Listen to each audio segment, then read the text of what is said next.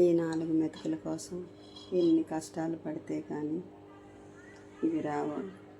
ఆ అమ్మాయి అయితే బయట అమ్మాయి, సరే తెలియదు అనుకుందాం. నా కొడుకుకి తెలియదా? 4 ఇళ్లల్లో పాచి పని చేసి వాడి కడుపు నింపటం కోసం చేసిన పనులు వాడు ఎలా మర్చిపోయాడు?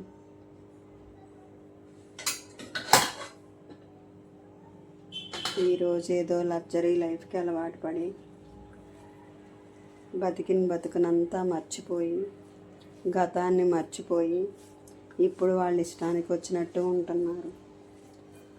కష్టపడి పనిచేసి పెట్టి ఈ 4 మెతుకుల కోసం ఎన్ని ఇబ్బందులు పడ్డామో నా కొడుకుకి తెలియదా?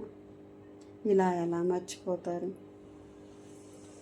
బయట నుంచి వచ్చిన వాళ్ళ కన్నా ఇంట్లో కొడుకులే అర్థం చేసుకోవట్లేదు.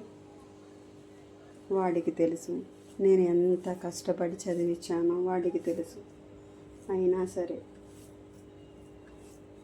చాలా రేటు పెట్టి కొన్నాం.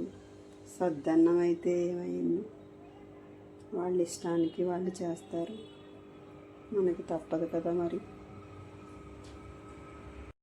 హలో, ఏమండి? మీ అమ్మగారు ఇష్టం వచ్చినట్టు మాట్లాడుతున్నారు.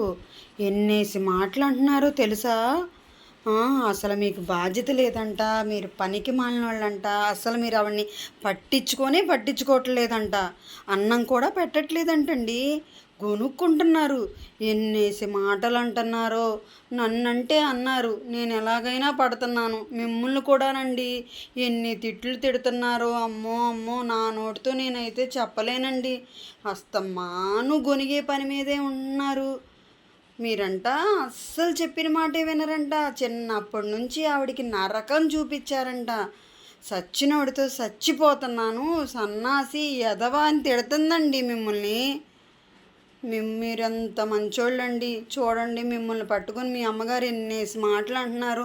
అసలు మీరు చాలా బాగా చూసుకుంటారు ఆవిడ్ని, అయినా కూడా ఆవిడ మిమ్మల్ని తిడుతుందంటే ఇంకా మరి చూడండి ఎన్నేసి మాటలు అంటుందోనండి. మీరు తొందరగా ఏదో ఒకటి చెయ్యండి. ఆవిడ్ని ఏ ఓల్డ్ ఏజ్ హోమ్కో పంపించేసేయండి. బోల్డన్ని ఆశ్రమాలు ఉన్నాయి కదా, ఏదో ఒక ఆశ్రమానికి పంపించేసేయండి. ఆలోచిస్తాం కాదు, ఏదో ఒకటి చెయ్యండి. ఆవిడ నస తగ్గిద్ది. నన్నంటే తిడుతుంది, ఊరుకున్నా. మిమ్మల్ని కూడా తిడుతుంది.